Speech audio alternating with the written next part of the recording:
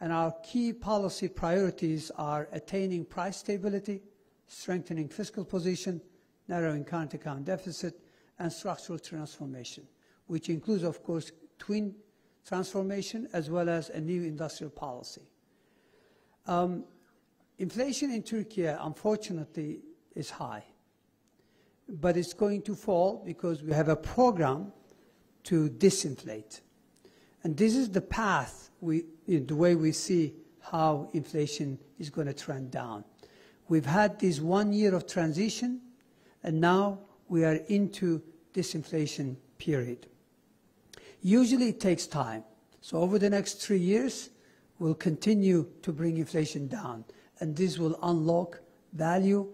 It will help expand companies operating in Turkey, expand their multiples. Monetary policy course correction is largely done. As far as fiscal position is concerned, again, last year, because of earthquake, we had a sizable deficit. But excluding earthquake, the deficit was only 1.6% of GDP. We're taking additional measures in addition to last year's fiscal consolidation. We've recently announced spending cuts. We are broadening the tax base, of course, doing a tax reform and combating shadow economy. So starting from next year, we'll bring deficit down to less than 3% of GDP, including earthquake-related spending. Public debt to GDP ratio last year was about 29.5%. We would like to keep it low to create more space for industrial transformation, for twin transformation. Current account deficit is narrowing. This year we expect deficit to be meaningfully less than 3% of GDP, hopefully around 2.5%. That should enable us to also accumulate reserves. Is the program working? That's the main, components of the program. The program is working. The program is meant to work this way: a combination of sound policies and structural reforms offers a great narrative. And on that narrative, we hope to regain investor confidence, which is happening, and that leads to portfolio preferences, in favor of Turkish assets, leading to real exchange rate stabilization or some appreciation, and that fosters strong disinflation. And at the heart of it is rebalancing growth, improving composition of growth, making it sustainable, more balanced growth. As you can see, the market has noticed Turkey's CDS, which is the risk premium, has fallen by 439 basis points over the last year, while emerging markets, decline in emerging market risk premium is only 53 basis points. So as you can see, there's been a dramatic improvement in risk perception of Turkey. Similarly, if you look at the spreads, the red one is Turkey, and the blue one is MB+, emerging market universe. As you can see, we have decoupled in a positive way. We are overperforming. So Turkish spreads are narrowing much faster than the emerging market universe. Exchange rate volatility has declined. That doesn't mean lira is not weakening, because inflation is still high in nominal terms. There will be some weakness in lira, but the volatility has diminished. And if you look at emerging market volatility band, it's well within there compared to pre-program, which we were, again, an outlier. Growth composition is improving in terms of domestic demand and net export contributions. That's likely to continue to be the case. Current account deficit is narrowing dramatically from $57 billion to about $30 billion as of March. It's likely to fall meaningfully below 30, which will amount to about 2.5% of GDP. And as you can see, there is a divergence, positive divergence, in net portfolio inflows. Again, the blue one is emerging markets, the red one, post-local elections, there's been significant capital inflows, portfolio inflows into Turkey. And external debt rollover ratios have gone up dramatically. for banks to over 150%, for non-financial corporates to close to 120%. So as you can see, there's been a significant turnaround. Central bank reserves are up by about $36 billion, quite strong, and we are exiting the so-called protected lira deposits. Again, the share of lira deposits have gone up by nearly 14 percentage points over the last year. So confidence is returning.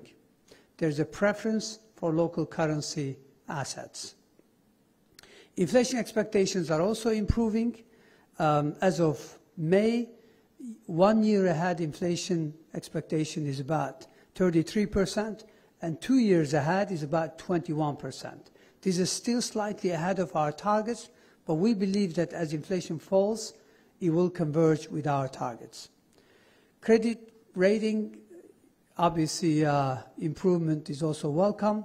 We've had 2 rating upgrades, and more are likely to follow because all of the credit rating agencies have positive outlook. Why would you consider investing in Turkey? Well, first of all, we are addressing challenges. We're fixing structural problems that will create value. That's number one. But let's look beyond it. Let's look at the structural side of why you should invest in Turkey. Well, structurally, this is a big market. When we say it's a big market, Turkey is as big as 15 to 17 EU member states when it comes to population, working age population, GDP on PPP or GDP even at the current exchange rates.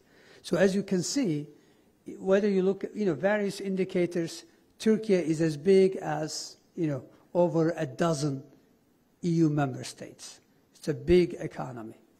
Last year it was over $1.1 trillion at current exchange rates, but also it was $3.7 trillion on a PPP basis.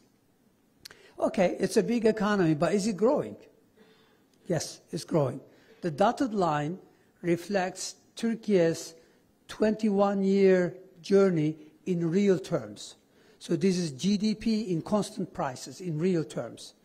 If you take 2002 as your base year, just to take a 20-plus year perspective, as you can see, emerging markets, excluding China, India is the yellow line, and Turkey is the red dotted line.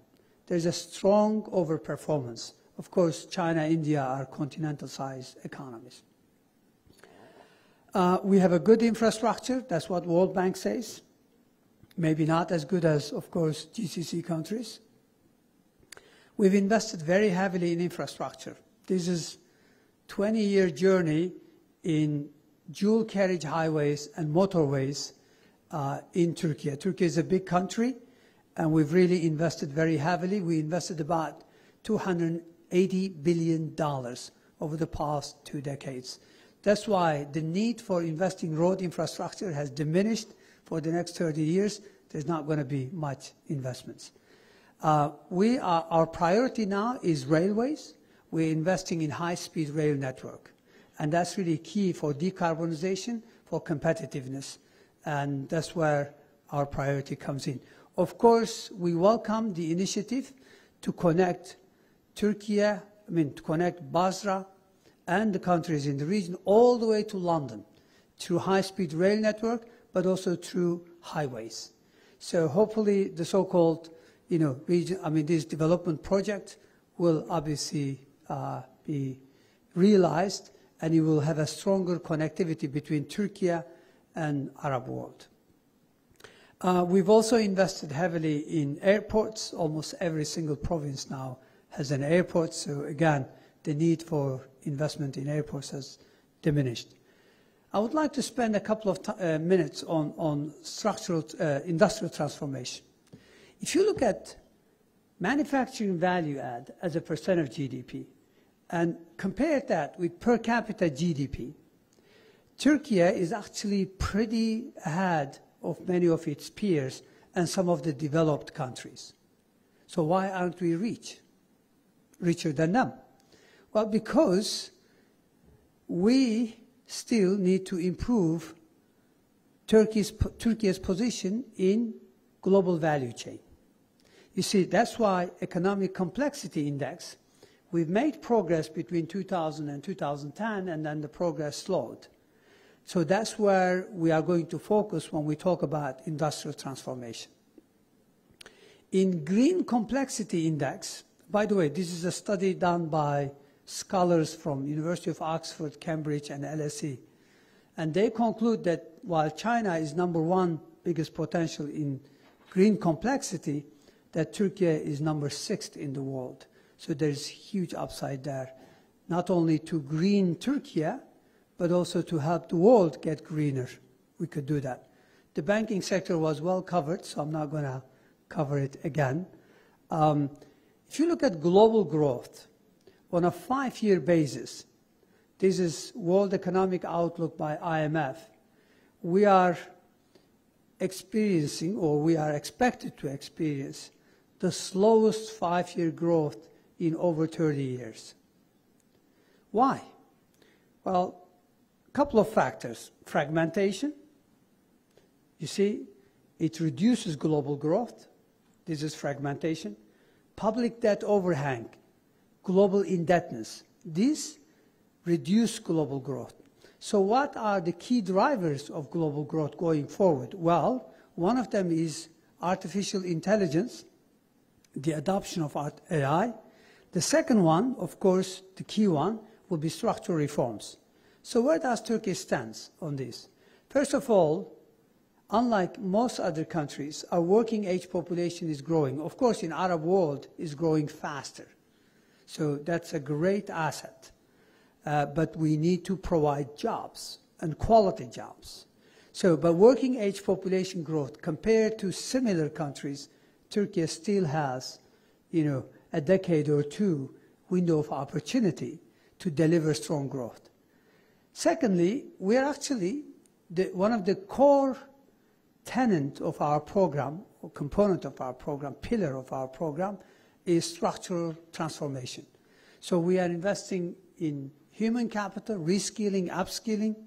We are in the process of improving investment climate, deepening capital markets, of course, public finance reform, green and digital transformation. Because this is the key to productivity. And remember, productivity is the main driver of lasting prosperity. Productivity is a byproduct of investments, but also competition. When you have free trade agreements, there is competition. That leads to higher productivity and higher innovation. When you look at one of the factors that holds global growth back is high global indebtedness. If you look at Turkey, including household debt, corporate debt, and government debt, all debt, Turkey's debt to GDP ratio is only 109%, compared to emerging market average of 257 and world average of over 330%. So as you can see, when you take a structural perspective on Turkey, as you can see, there are many structural drivers of growth that are in favor of sustaining strong growth. And that's why you should be here. Another one is AI preparedness. We look at, obviously, 5 factors here. And Turkey, again, is ahead of emerging market averages. Of course, there are countries that are better than us, but we are ahead of emerging markets. So we're going to continue to invest in this area. Finally, fragmentation. There is trade fragmentation. Excuse me. So when we look at the world today, there is friendshoring and nearshoring. That's okay. Friendshoring is becoming a new trend, as you can see. So friendshoring, if it is a new trend, we have an advantage. Because we are friends with the Arab world, and we are near. We are friends with Europe, even though we may have political disagreements, but with Europe we are friends because of customs union, because of association agreement, because of EU candidacy. It's a rule-based. We are friends with North Africa, We are near North Africa. We are friends with Central Asia. As you can see, when you take our neighborhood, we are near. So we benefit from nearshoring and friendshoring. So that's another reason why you should be invested in Turkey. I know it was a long presentation, but I wanted to cover all the ground. Once again, I'm delighted to be here with you today. I hope you have a productive 2 days here, but also please don't forget to spare some time to enjoy Istanbul. It's a beautiful city, and it's spring. It may be cloudy, but it's warm, and you are in a great venue and a great neighborhood of Istanbul. Thank you, and all the best for the conference.